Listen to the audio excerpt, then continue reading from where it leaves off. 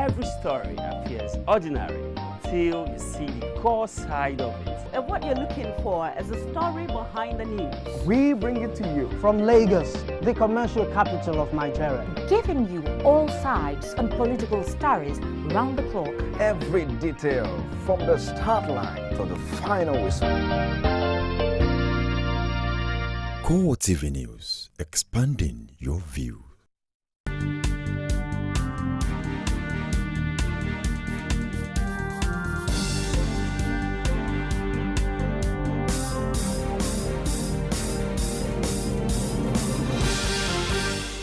Good evening and welcome to CoreTV Primetime News. I am Ebulomo Adekunle. In a major story,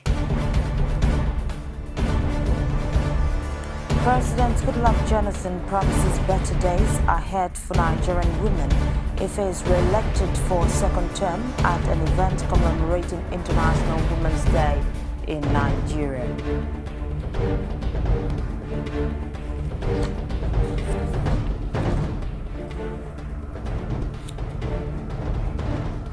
The All Progressives Congress accuses President Goodluck Jonathan for mobilizing ethnic militias to scuttle the forthcoming general elections.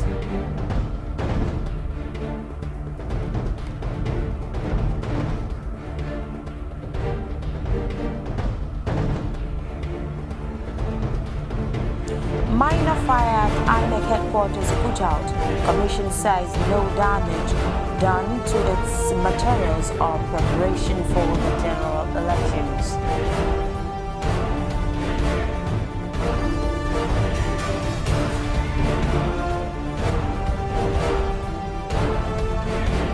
And outside Nigeria, suicide bombers strike in Pakistani city of Lahore, killing Christians and the protest attacks on churches.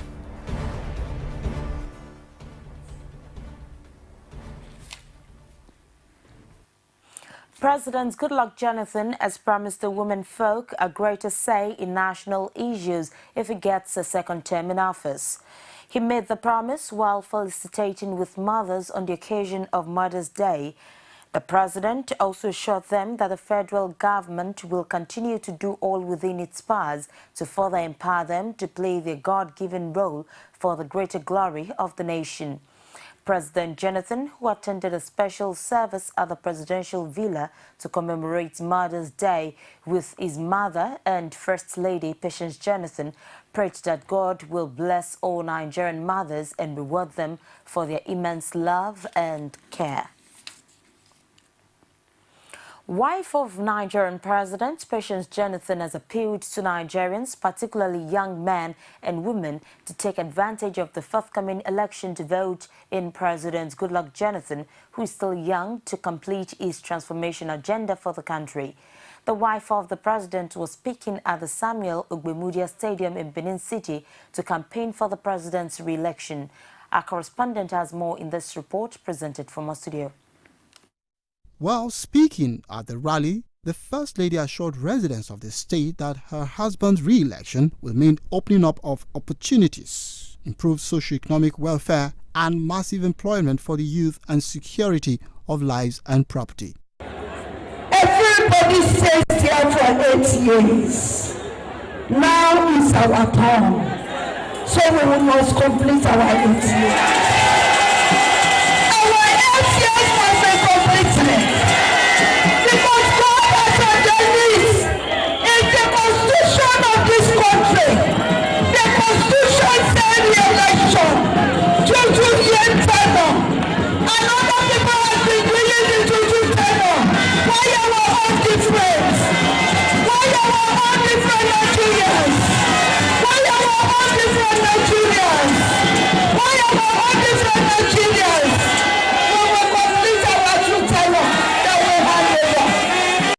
Patience Jonathan also asked why there is clamor for her husband to go, despite the fact that he is entitled to 8 years constitutionally if he wins election. Mr. President, Dr.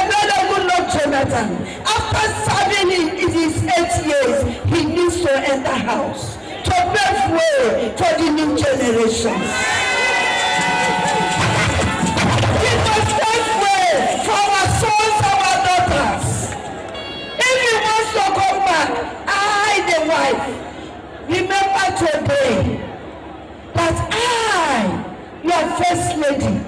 will beg him, my husband, enter house. A former APC chieftain and son of the Oba of Benin, Ekpen Erediowa, who recently decamped to the PDP, and Ethel Eweka, says the First Lady is always welcome in Edo State. Booster for the women of Edo State, especially as we come from an opposition state. So the Edo woman today is really very happy to come out and identify with our mama, who has given us a voice, who has given us the opportunity to contribute our quota to good governance of this country.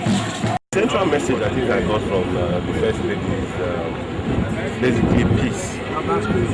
She's preaching peace during these elections, and I think that message is very clear to all of us. The First Lady has since left Edo State. The All Progressives Congress has accused President Goodluck Jonathan's government of sponsoring ethnic militias to foment trouble before and after the forthcoming general elections. The party contends that 9 billion naira reportedly paid out to some ex-militants and ethnic militias recently is aimed at mobilizing them to scuttle the polls. This allegation is contained in a statement in Lagos on Sunday by its National Publicity Secretary Lai Mohammed. APC argued that the protests by members of the movement for the actualization of sovereign state of Biafra last week, seeking the sacking of INEC chairman Atahiru Jega, was orchestrated by the federal administration as part of its continuing efforts to sabotage the elections. The APC said the next group that had been mobilized to protest against Jega and the use of card readers is the Oodua People's Congress, which is also a beneficiary of the 9 billion naira payout, ostensibly for pipeline protection, but in reality to prepare the ethnic militias for their reprehensive role in scuttling the elections. APC alleged that more ethnic militias are to be enlisted by the Jonathan administration to continue the protest against Jega and the card readers, which it said is to give the impression that Nigerians want Jega sacked and were also against the use of card readers. The party expressed sadness that a president who inherited a united nation had done everything he could to divide the country along ethnic and religious lines, including allegedly patronizing ethnic militias to champion sectional interests at the expense of national unity. It's wondered why Jonathan would pay 9 billion naira to a handful of people at a time of great economic downturn and falling naira, as well as in a situation in which many states could not even afford to pay their workers because of dwindling allocations from the federal account. The People's Democratic Party Presidential Campaign Organization has dismissed claims by the All Progressives Congress that the Jonathan administration is sponsoring ethnic militias to disrupt the March 28th and April 11th general elections. It also justified the employment and compensation given to families of victims of the Nigerian Immigration Service employment tragedy. Spokesman for PDP Campaign Council, Femi Fanikayode, insisted that it was not true that the party or the federal government has set aside 9 billion naira to sponsor ethnic militias. He claimed that it was the APC that has consistently supported and sponsored Boko Haram in substance and in their utterances over the last few years. Fanikayode also maintained that the gesture of President Jonathan to the family of victims of the immigration recruitment stampede was a noble gesture, contrary to APC's position. On the other hand, the All Progressives Congress has accused Jigawa State Governor Sule Lamido of spearheading a campaign of calumny against its presidential candidate Muhammadu Buhari. It claims that the governor is collaborating with Presidents Goodluck Jonathan and Vice President Namadi Sambo to present Buhari as a figurehead who will be at the mercy of his running mate if he wins the March 28th election.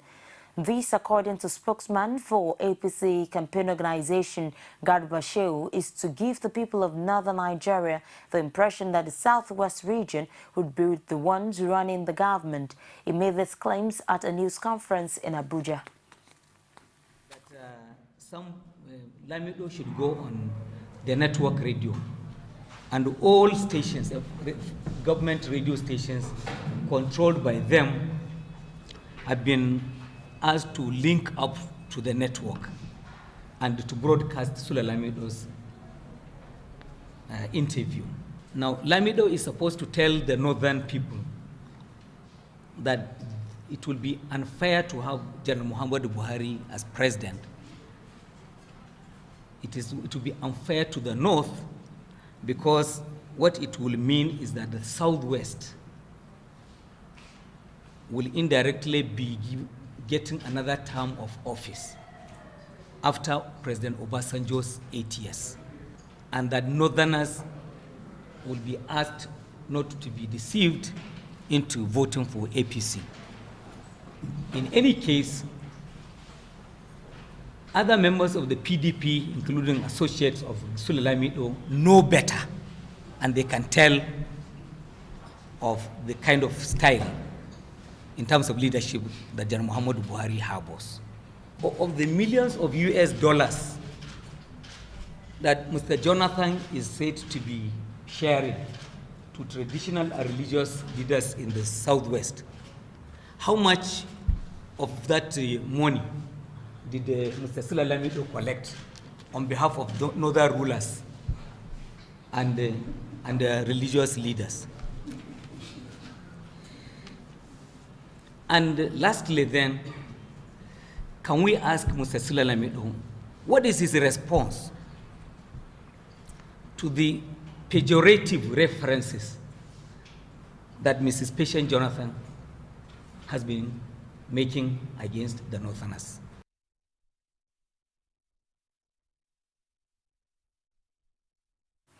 Ex-Governor of Ekiti State, Kayode Fayemi, says the All Progressives Congress has strong evidence against President Goodluck Jonathan on his alleged plot to force an interim government on Nigeria.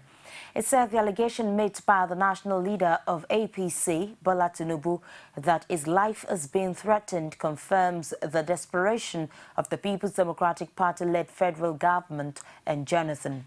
Fayemi, who was speaking in Aramoko, Ekiti on Saturday during the 40-day fidao for the late Jejelola Akingbolu and Raliat Akingbolu, also lambasted Governor Ayodele Fayose for allegedly lying against the APC presidential candidate Muhammadu Buhari over his health status.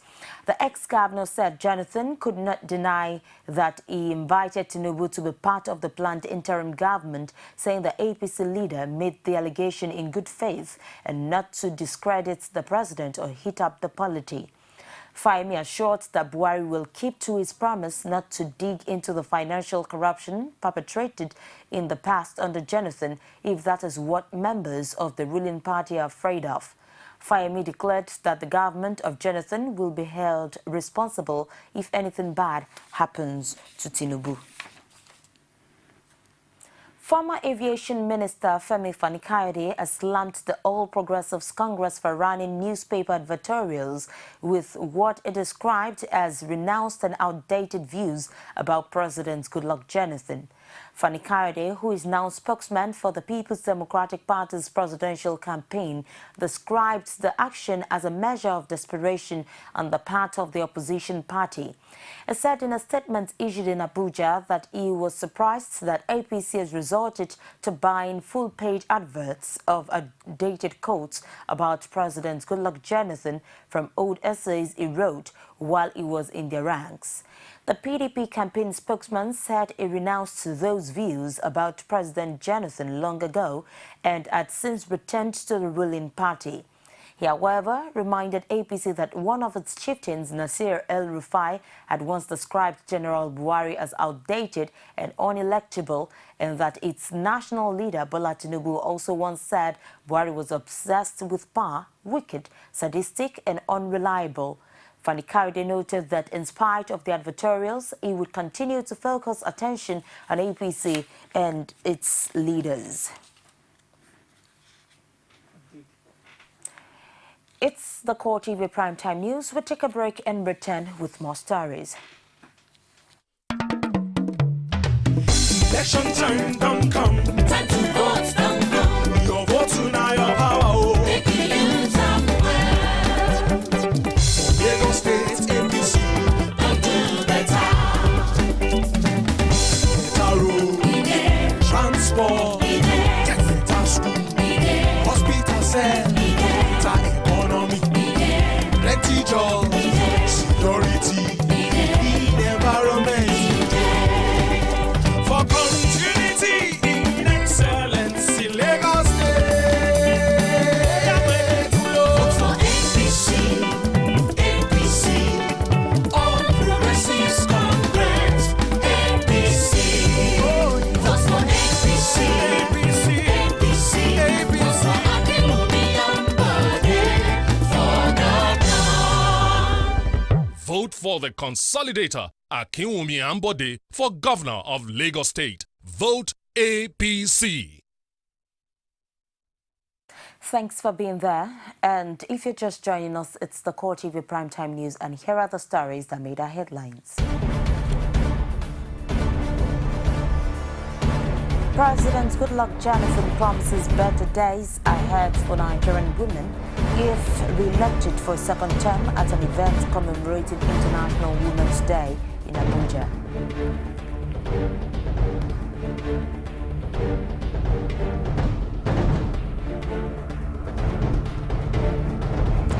The All Progressives Congress accuses President Goodluck Jonathan of mobilizing ethnic militias to scuttle the forthcoming general elections.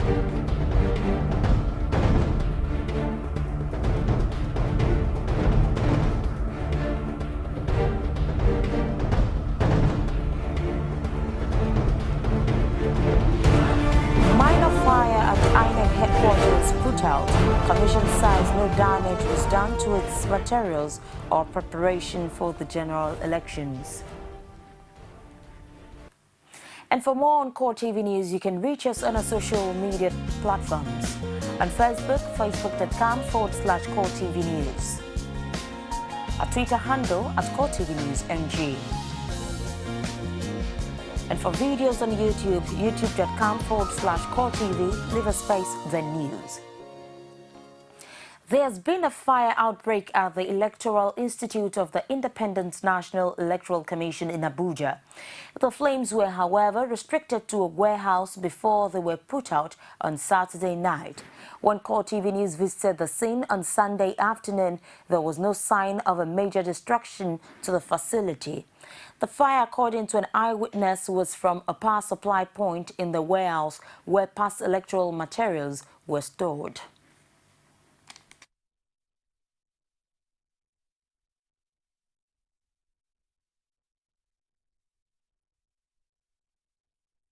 They are all old stuff. Okay, they are not going to be used for election. Okay, okay.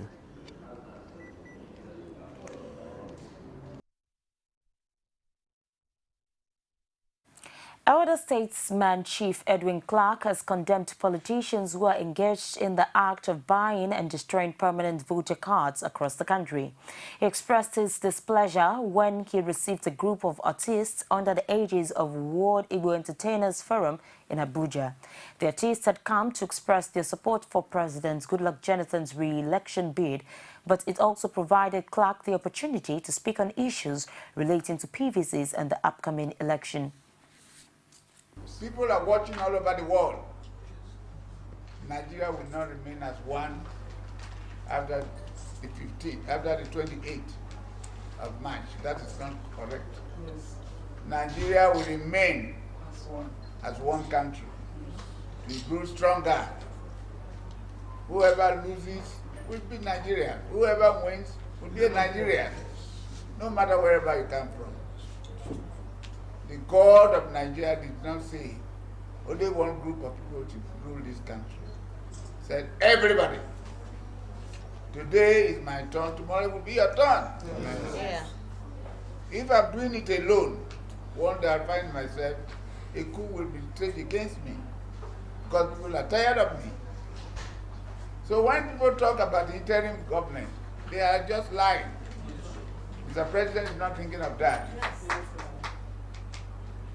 He wants to go away after 2019 and somebody else will take it over. That's how to be a Nigerian. Nobody has stayed there forever, whether the military or not. It's not Jonathan who is going to stay there forever. stay there as the Constitution provides.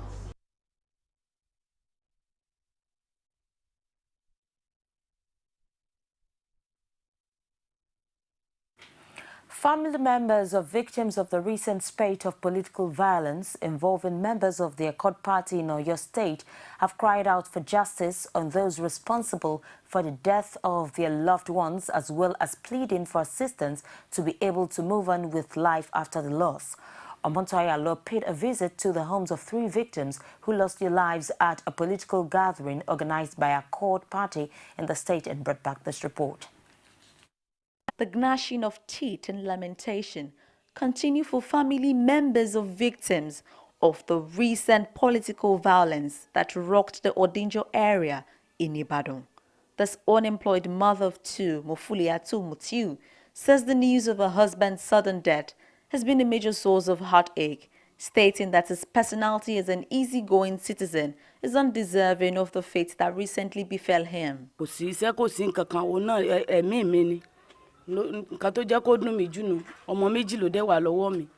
visit to late Lateef Akinyemi's home presented further proof of the pain that persists among family members of the victims. For the mother, 1 out of 4 wives, and the daughter of the 3 children the 30-year-old deceased left behind, government should intervene in their case and render the necessary assistance they can to the family.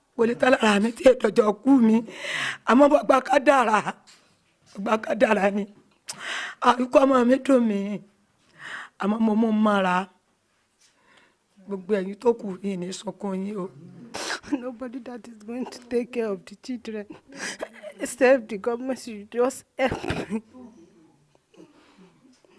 and take care of these children. She should send me to school. Okay. What can you say about your daddy as a young girl? I can't send. Okay. So you want those that you want the government to send you to school? Yes. Mother of late 18-year-old Sharafa Adedeji Basira Adedeji said the last she saw of her son on the Sunday morning was when he left him for church, only to receive the news of his death a few hours later.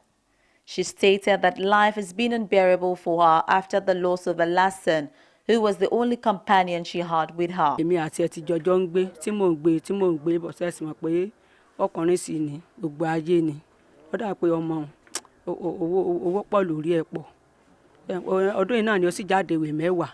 With deeming hope of what the future might bring to them after their loss, these relatives of victims of the political violence have charged the government to provide adequate security for residents, while also advising politicians to exercise civility and discourage all forms of thuggery to prevent future occurrence. Omotayiwalo, CoreTV News, Ibadan. Quite sad. Security has been beefed up around Barkin Ladi local government area of Plateau State to curb the recent upsurge of attacks. This was disclosed by the Special Task Force body set up to maintain peace in the state. STF disclosed that there is an increase in military patrols as a result of the resumption of attacks which saw the killing of over 10 people in the past week. The spokesman of the STF, Ikedichi Iweha, stated that attacks and counterattacks are responsible for the recent skirmishes and called on people not to take the laws into their hands and report suspicious movement to the security agencies. He stated that anyone trying to disrupt the peace will face the wrath of the law. Plateau State Emergency Management Agency says about 70,000 internally displaced persons across the country are being accommodated in the state. Speaking to reporters in Jos, Besar Longnam, who is SEMA's Director of Administration, says the IDPs are from Borno, Yobe and Adamawa states ravaged by the Boko Haram insurgency. He added that some of the IDPs are from neighboring Nasarawa and Taraba states displaced as a result of communal and ethnic clashes. Longnam and added that most of the IDPs are taking refuge across the northern senatorial zone, while the rest are in the southern zone of the state. He called on philanthropists and organizations to help in supporting the IDPs, as it said the burden is becoming unbearable for the government due to limited resources. He thanked Rotary International for the support rendered to the IDPs recently, while adding that the State Ministry of Education is making arrangements to enroll children from the camps into schools. Traders at the popular Mile 12 market in Lagos have called on government to put in preventive measures that will guide against another fire incident in the market. The traders made the call during the visit of Gbenga Shafa, the senator representing Lagos East in the Senate, to the part of the market affected by the recent fire incident. Abiolo Luwale has more in the story presented from our studio. The visit of Gbenga Shafa was meant to commiserate with victims of the recent fire incident at the popular Mile 12 market. 3 lives and goods worth millions of naira were lost during the incident. The market leaders narrate their ordeal after the inferno. They commended the prompt response of the Lagos State Emergency Service during the unfortunate incident. So, since that Friday, we have been in very painful mood. And that is why we are calling upon the government to come to our rescue, to assist our members. Because as you can see this line, all this line, they are all shops. Everything got burnt. Some did not pick up a pin from their shop. And this is the problem we have been encountering. But unfortunately, these so-called PDP people, they came here yesterday to politicize what happened here. For his part, Gbenga Shafa and the State Commissioner for Special Duties, Wale Ahmed, promised government support. They have cautioned the traders against politicizing the incident. If anybody is coming here to come and politicize anything, they are too late. Immediately it happened. We were here. When the smoke was still on. When the fire was raging, we were here. APC fought the fire together with our firefighters. This is the government that has always been responsible and responsive wherever anything happens. Yes. Were this not election period, you know that we would have been here as we are here today. So this is not a charade. The Mile 12 market has the largest concentration of foodstuff sellers in Lagos State, and the fire incident is the latest in the spate of fire outbreaks at markets across the state. 24 years after its demolition, the new Oyingbo market has been commissioned by Governor Babatunde Fashola. Speaking at the commissioning, Fashola urged the traders to vote for leaders that have the capacity to make positive impact in their lives. Abiolo Luwale again completes the story as presented from our studio. Occupying 2 hectares of land, the new Oyingbo market, according to Governor Fashola, is in fulfillment of his electioneering campaign in 2007. Addressing the traders before handing over the ultra-modern market, Fashola says 618 shops will be allocated to the original owners of the market who were displaced as a result of the reconstruction. I expect that with this allocation, they will all leave the roadside and come back inside the market. Do you agree? Yes, sir. Iyaloja, General, do you agree? We agree to Iyaloja, mainland, do you agree? Agree totality. Now, you know, if they do this, yes, you agree. If they do this, you know what will happen? You will free up the road network here. Commuters in Lagos can drive through here. Many people avoid Oyingbo.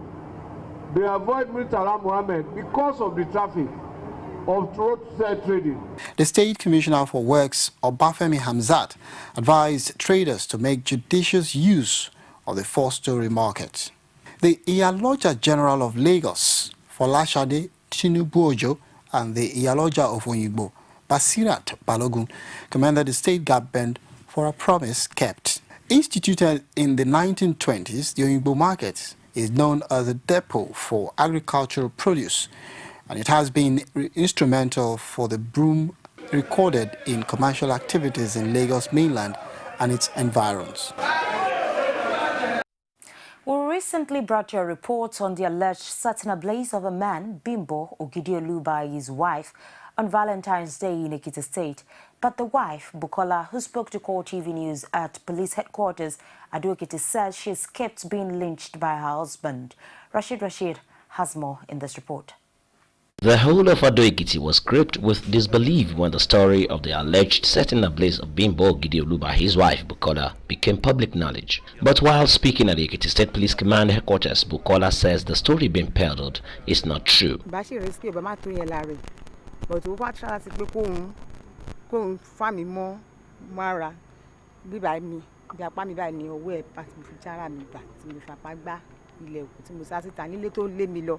ló wá fi ṣubú pẹ̀lú iná yẹn mo fi sá padà sínú passage tí mo lọ gbé omi tí mo dà sí lára tí mo dẹ̀ fi gbé wá sí hospital. èmi kọ́ mojú Abímbọ́lá báwo ni náà ṣe dé ara ẹ̀ tí ó fún gba ẹ̀ passage ẹ̀nà passage lélẹ̀ ní mo dúró sí lọ́nà kò sí iná nílẹ̀ àkọ́bí tó nǹkan tán ló sọ wọ́n ló sọ pé ṣe lòun fẹ́ láìtì sìgá.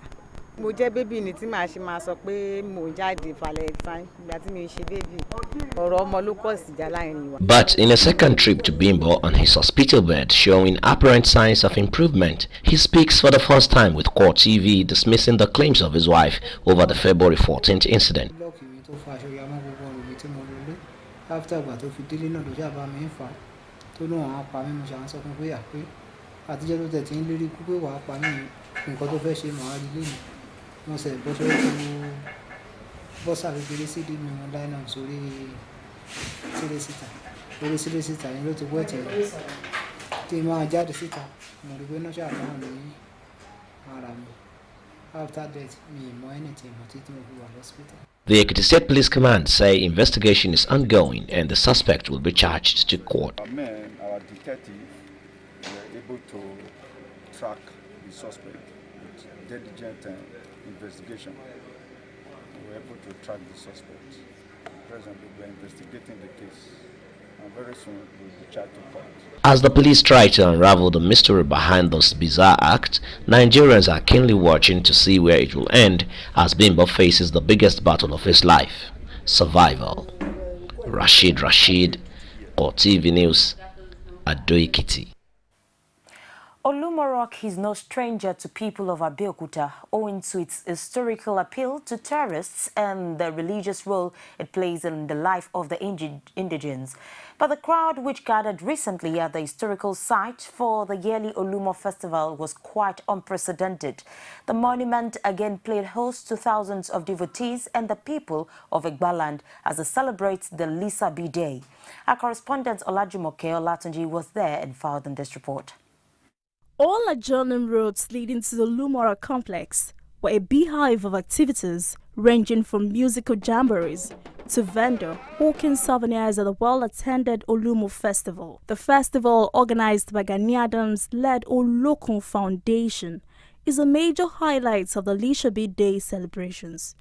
The Alaki of Egbaland, Oba Michael Adedotun Aremugbadebo, commenting on the festival, say the festival depicts the unity of the Yorubas, as he described the Yoruba race as the most cultured in the country. Our message for Yoruba people is that we are the most cultured and we are in the forefront in this country. That all of us should not do anything that will tarnish the image of Yoruba race. That whatever we do, we should bear in mind that we represent a larger group. The first to come in contact with Western civilization, the first to come in contact with everything progressive. Convener of the festival, Gani Adams, commended the increased appreciation of the Yoruba cultural heritage by the people. While commenting on the forthcoming elections, Adams say what Nigeria need now is change in constitution, not change in power. Government is not doing enough. It's not doing enough, but we must not leave it to government alone. There must be a synergy between the government and different organizations. I mean a private organization, a movement who believe in cultural promotion. In the whole world, it's not only government that promotes their culture or to sustain their identity. And Nigeria is a complex nation. We have about 242 ethnic nationalities. So every nationalities have to put their destiny on their own hand. You must not depend on the government. When you depend on the government will be confused. Which one should we promote among the others? And there is no culture that is inferior to others. So it's a duty and responsibility for individual ethnic nationalities to make sure they promote their culture. When it's becoming popular, the government, either state or federal, will be proud of it. To the Egbas, Olumorok is of cultural and historical significance. Standing about 137 meters above sea level, the monument provided shelter and refuge for the Egbas during Yoruba intertribal wars many centuries ago. Abeokuta, the state's capital, also derived its name from the high presence of rocks in the state. Olajumoke Olatuji, CoreTV News, Abeokuta.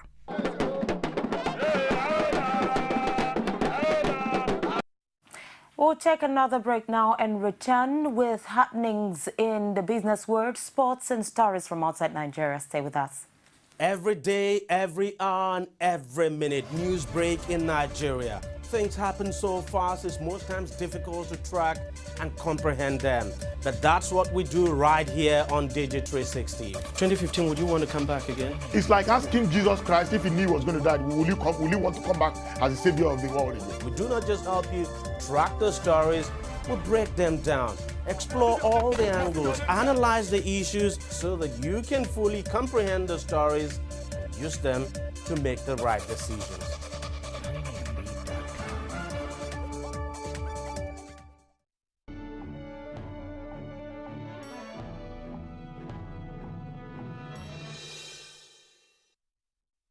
Now to business. The Nigerian market for fairly used vehicles, also known as Tokumbo, is gradually diminishing with the gradual implementation of the National Automobile Policy, a policy implemented by the government aimed at increasing tariff on imported motor products by 100%. Although fairly used cars are still on display at various auto shops across the country, investigations revealed that 8,000 vehicles were discharged at Lagos ports in January this year against 27,000 units that were discharged at the same ports in 2014.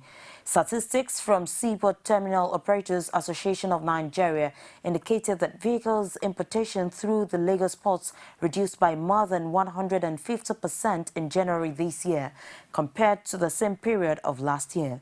Meanwhile, car manufacturers said they were at home with the development, saying the implementation of the nation's auto policy was capable of putting the country on the path of industrial revolution with their installed capacity, as they have concluded plans to fill the vacuum if given the enabling environment.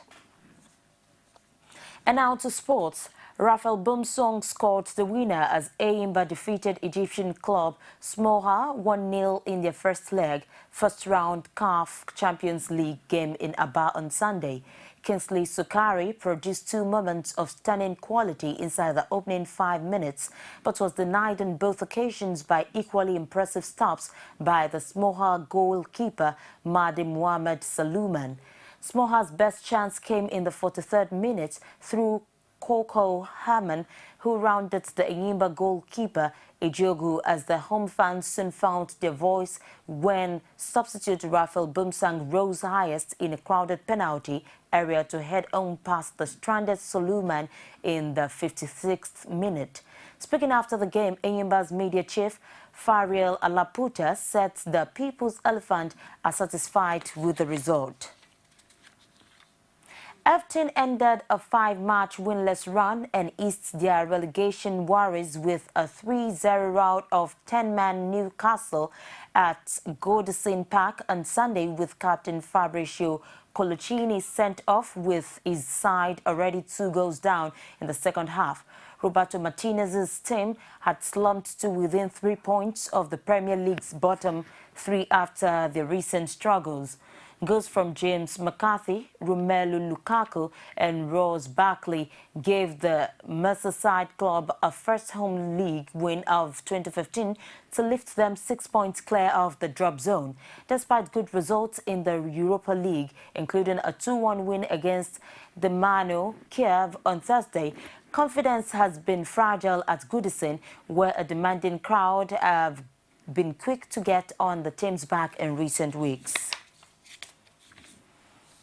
And now outside Nigeria, 14 people have been killed and more than 70 injured after 2 Taliban suicide bombers attacked churches in Pakistan's Lahore, sparking mob violence in which 2 other suspected militants died.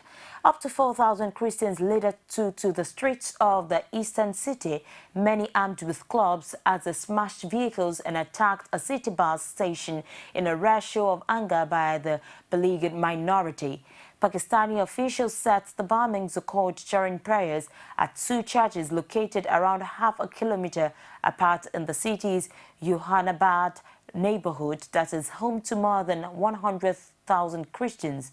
Christians, who make up around 2% of Pakistan's mainly Muslim population of 180 million, have been targeted in attacks and riots in recent years, often over allegations of profanity regarding the Quran or the Prophet Muhammad.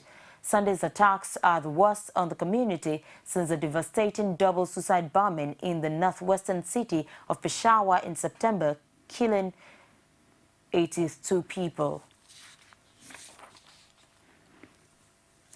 And that's it on CoreTV Primetime News tonight. But before we go, a recap of the major stories. President Goodluck Jonathan promised better days ahead for Nigerian women if re-elected for a 2nd term at an event that commemorated International Women's Day in Abuja.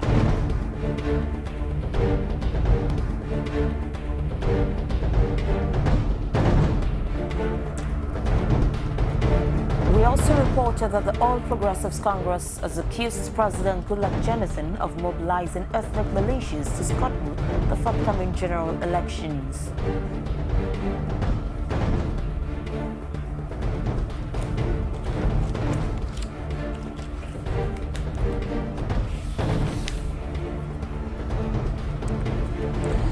Minor fire at INEC headquarters was put out, and Commission said no damage was done to its materials or preparation for the general elections. As elections draw near, play your part in making the polls successful. Good night and have a nice week ahead. I'm Ebelomo Adekule.